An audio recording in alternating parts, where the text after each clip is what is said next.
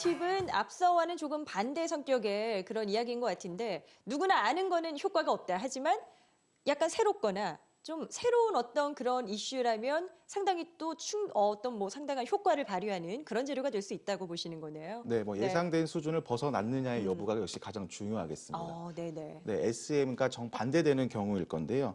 예상치 수준을 넘는 실적 증가가 발표됐을 때 대한항공 같은 경우에는 오히려 다음 구간으로 좀 상승이 나왔습니다. 오. 네, 그래서 좀 차트를 같이 보시면 예. 대한항공이 이제 18년 3분기 실적이 이제 어닝 서프라이즈가 나왔습니다. 네. 3분기 매출액을 보시면 3조 약 4,097억 원이 나왔고 이는 전년 동기 대비 약 9.1%가 증가했습니다. 네.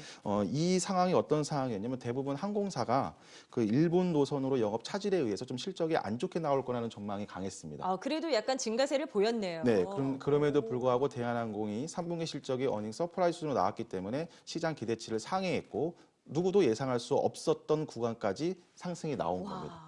따라서 이거는 지금 보시면 확인이 된 거가 아니라 오히려 예상치를 벗어났기 때문에 네네. SM과 다르게 오히려 지금부터 메이저의 수급이 들어오기 시작했습니다.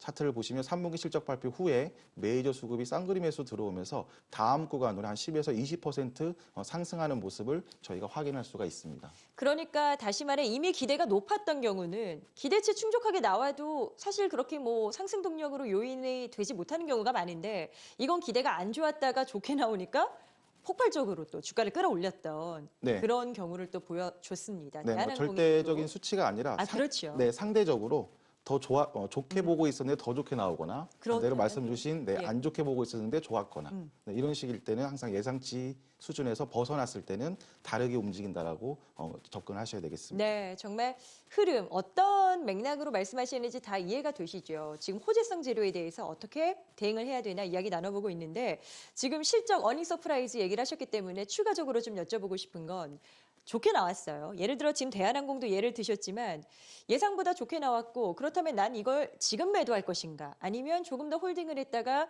나중에 매도를 할 것인가 이 선택 있어서도 갈등이 있거든요. 네, 같은 접근이겠는데 역시 수급이 가장 중요하겠습니다. 수급이요? 네, 저희가 접근하는 뭐 개별 테마주라든가 뭐 이런 종목들이 아니고서는 가장 중요한 것이 메이저의 수급 동향이기 때문에 방금 전에 SM 같은 경우에는 실적 발표 후에 메이저의 수급이 나갔습니다. 이제 확인이 되었고 예상된 수준으로 실적이 나왔기 때문에 이제는 차익 매물로 나왔는데 반대로 대한항공 같은 경우에는 실적 발표 후에 외인 기관의 수급이 나왔으며 지금 표에서도 보여지고 있는데 네. 외인 기관의 쌍그리 매수가 나오면서 오히려 다음 구간으로 진입을 하고 있습니다. 따라서 투자자분들은 판단하실 때 메이저들도 이제 좀 다음 구간으로 대한항공의 가치를 부여하고 있구나, 레벨업 단계까지 보이고 있구나라고 판단하면서 같이 메이저 수급과 동조화되면서 움직일 필요가 있겠습니다. 정말 쌍끌이 매수. 지금 외국인도 기관도 매수를 했기 때문에 조금은 더 긍정적인 시각으로 볼 수 있는 네, 맞습니다. 역시나 수급의 핵심이었습니다. 그 키를 확인하시고요.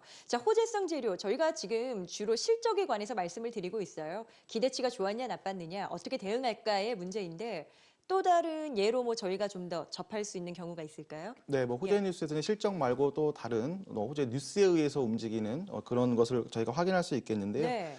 지금 뭐 작년 연말부터 연초를 주도하고 있는 그리고 또 저희가 집중하고 있는 수소 전기차의 흐름을 통해서도 파악할 수가 있겠습니다.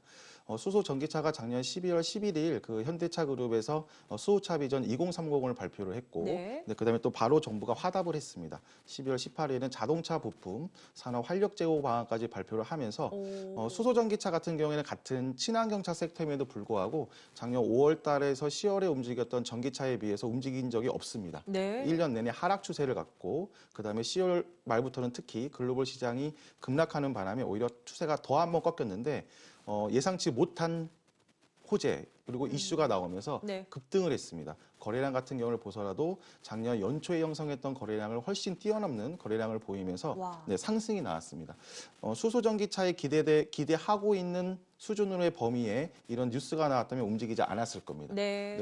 아무도 예상하지 못했던 이런 호재 이슈라든가 이런 것들이 발현되면서 주가는 급등하는 모습을 보였습니다. 아니 정말 저도 기억이 나는 게 당시에 이 정책 호재 때문에 많은 수혜주가 급등을 했거든요. 네, 맞습니다. 특히나 허예남 대표님께서도 모바일 주식 상담으로 많은 또 수익률 급등을 보여주시지 않았습니까? 네, 뭐 1번 타자가 EM코리아였던 것 같습니다. EM코리아. 네, 4,000원부터 3,800원의 매수가를 드렸고, 그다음에 이제 지금 순서대로가 지금 수소전기차의 대장주라고 보시면 오, 되겠습니다. 네네. 네, 일진다이아, 그다음에 뭐 GMB 코리아, 뭐 미코, 뭐 후발주로는 뭐 평화홀딩스, 평화산업, 뭐 등등 거의 한 10종목 정도 가까이를 드렸고, 많게는 대장주 같은 경우에는 150에서 180%, 와. 네, 그리고 뒤늦게 출발한 후발주자들도 30에서 50% 정도의 12월부터 1월의 치세가 나왔습니다. 네. 아니 그런데 지금 말씀하신 상승률이 거의 뭐 100% 이상인 것도 등장을 하다 보니까 이렇게 급등하면 호재가 끝나지 않을까라고 불안해서라도 매수를 못할 것 같기도 하거든요. 네, 맞습니다. 네. 수소전기차의 급등 시세를 두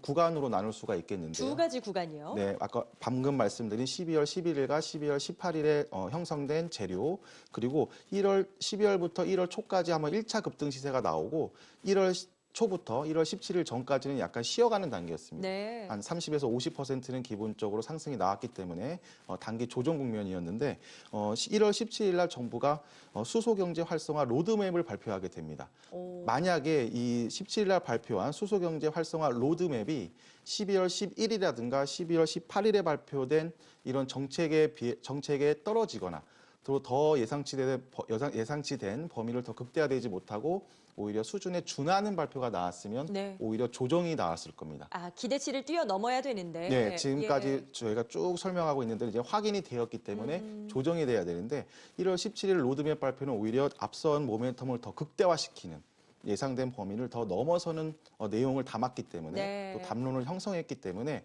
급등 시세를 발현했지만 여기서 한 번 더 급등하는 모습이 나왔습니다. 자, 오늘 고수회전에는 저희가 뉴스, 호재와 악재를 어떻게 각각 볼 것인가, 어떻게 대응할 것인가 이야기를 나눠봤고요. 중요한 건 또 결국 내가 결정하는 매매 타이밍을 결정하는 건데 이게 역시나 제가 늘 말씀드리지만 쉽지가 않습니다. 네, 뭐 저희가 지금 한 30분 정도 동안 유형별로 그리고 또 지난 차트를 보면서 각각 좀 체계적으로 언급하고 좀 설명하는 시간을 가졌지만 네. 실시간으로 움직이는 장중에서 개인 투자자분들이 기민하게 반응하기에는 약간 역부족이고 좀 그렇죠. 버거울 수가 있겠습니다. 맞아요. 따라서 좀 무료 카톡방에서 실시간으로 뭐 시황이라든가 그리고 또 섹터별 흐름, 또 섹터 주도주들의 어떤 역할들에 대해서 장중에 같이 공부하면서 좀 리딩을 드리고 있으니까 네. 시간 되시는 분들은 같이 참여해 보시면 많은 도움 되실 겁니다. 시간을 내셔서라도 함께 하시면 많은 도움 얻으실 겁니다. 자, 지금 뭐 상담 필요하다 하시는 분들은요. 문자 샵 3232 보내주시면 참여 가능하고요. 유튜브와 카카오톡 플러스 친구, SBS CNBC 5스타 검색하시면 다양한 정보 얻어가실 수 있겠습니다. 자, 허예남 대표의 필살기, 고수의 비법 다시 한번 정리 도와드릴게요.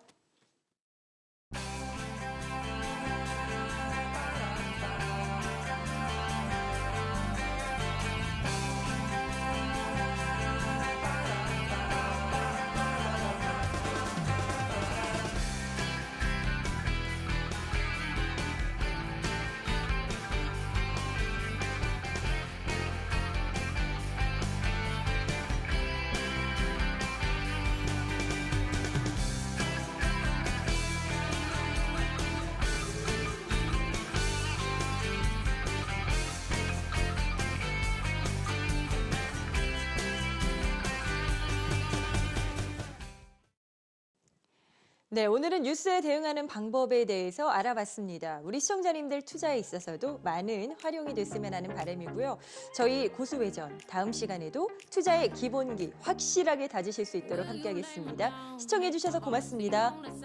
Throw my fears all to the ground. Will you hold me?